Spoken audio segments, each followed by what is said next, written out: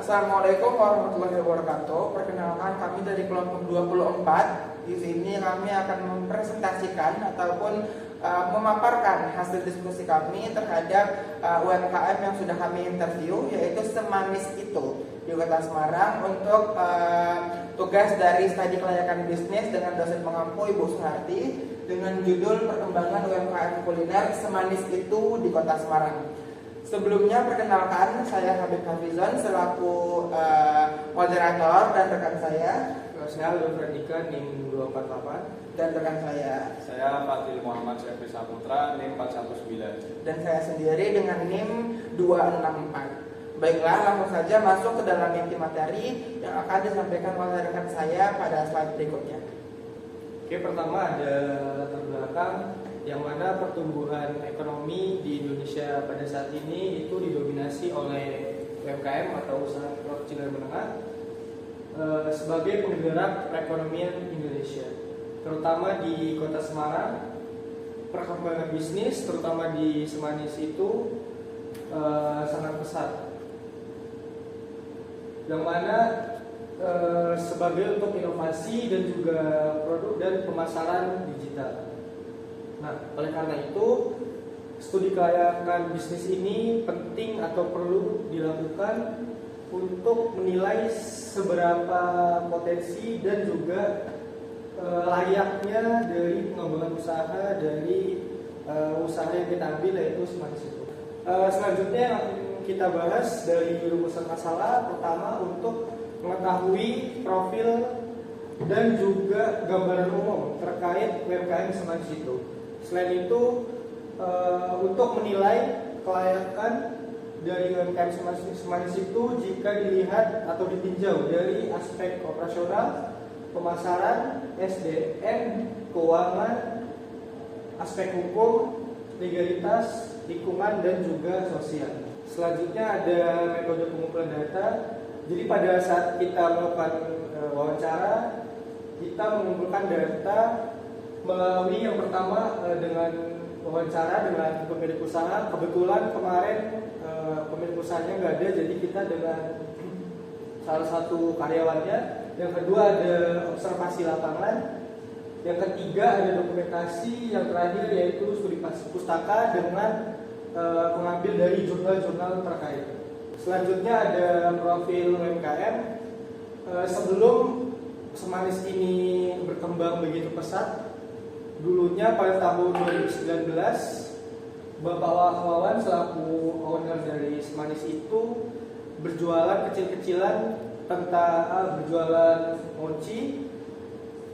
Terus pada tahun 2024 Semanis Itu berkembang dan menjadi namanya Semanis, yang mana Semanis ini dapurnya antara lain mochi dan juga Vita Dessert. Nah, hingga saat ini UMKM Semanis Itu berkembang menjadi gerai dessert dan juga jajanan manis dengan konsep yang lebih luas, yang mana menawarkan berbagai produk seperti mochi, cheese sweet. Selain itu ada silky pudding, mini brownies, dan juga creamsi dengan harga yang terjangkau, terutama target untuk anak muda seperti mahasiswa dan tenaga kerja.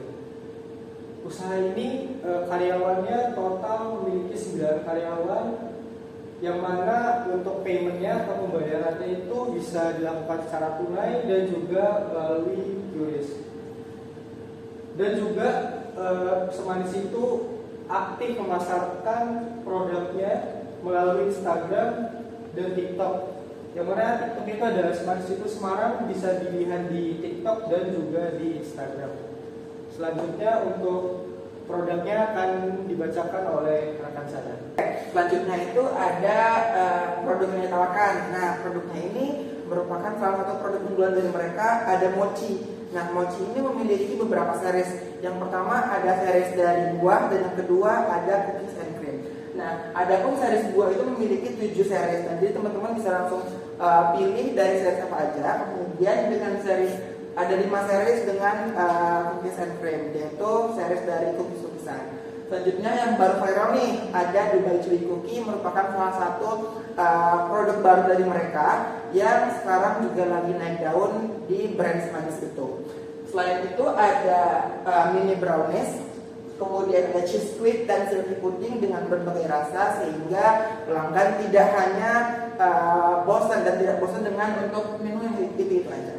Oke, ada aspek pemasaran. Nah, Semanis itu menargetkan pasarnya itu untuk kalangan pelajar ataupun mahasiswa dan pekerja muda di range umur perkiraan 15 hingga 30 tahun. Nah, pasarnya itu berupa mahasiswa seperti kita, pelajar dan pekerja muda, tetapi tidak menutup kemungkinan untuk umur yang di atas 30 tahun, karena ini memang semua orang boleh mengkonsumsi seperti itu. Kemudian ada pun strategi pasaran yang dilakukan, yaitu terutama pertama khususnya itu di sosial media. Mereka fokus kepada sosial media yang pertama, yaitu seperti WhatsApp, kemudian Instagram dan TikTok, karena sosial media merupakan salah satu pemasaran yang sangat efisien untuk saat ini. Kemudian selain itu didukung juga dengan harga yang terjangkau dan tempat yang strategis, jadi mudah diakses dan mudah untuk dipesan, bisa pesan via online ataupun offline, sehingga para pelanggan sangat-sangat mudah untuk mendapatkan produk dari Semanis itu. Oke. Next itu ada dari aspek teknis dan operasional. Dari brand Semanis itu memiliki 4 outlet yang ada di Semarang. Yang pertama itu ada di Sambiroto, yang kedua ada di Semarang Timur, yaitu di area Masjid Agung ya. Kemudian yang ketiga ada di Peleburan, dan yang satunya lagi ada di Pahlawan. Nah, next soon bakal ada di Tembalang. Nah, jadi buat teman-teman itu sudah memiliki 4 atau 5 outlet. Nah, kemudian dari brand Semanis itu juga memproduksi produk dari 200 hingga 400 piece per hari. Kemudian itu diproduksi oleh tim dapur, memiliki tim dapur khusus sendiri, kemudian diproduksi sendiri dengan alat seadanya dan alat rumah tangga pada umumnya. Nah, kemudian dari Semanis itu juga cara payment. Nah, kalau cara payment itu ada dua, ada cashless dan ada menggunakan cash. Jadi buat teman-teman Gen Z ataupun teman-teman yang biasa menggunakan kris itu sangat dipermudah, karena dari brand Semanis itu sudah memiliki payment via kris ataupun via online. Jadi buat teman-teman bisa dua, ada cash dan ada kris. Jadi sangat mempermudah untuk kita cara para customer untuk membeli brand Semanis itu.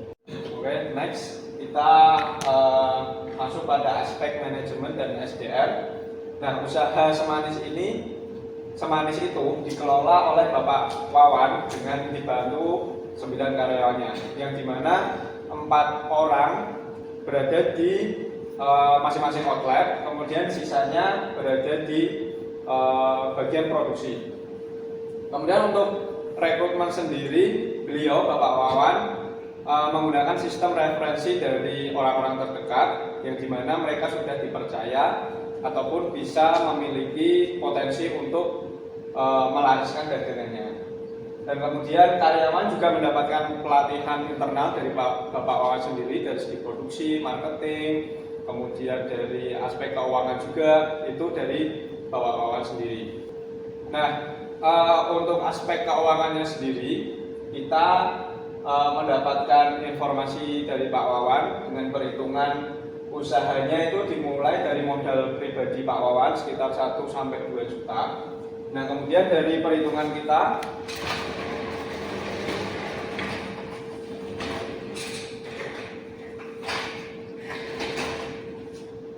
Nah, untuk modal awal dari 1 sampai 2 juta, kemudian biaya operasionalnya berada pada 18 juta rupiah. Kemudian kita berhitung di pendapatan dan omset, pendapatan hariannya itu sekitar 2 sampai 4 juta rupiah.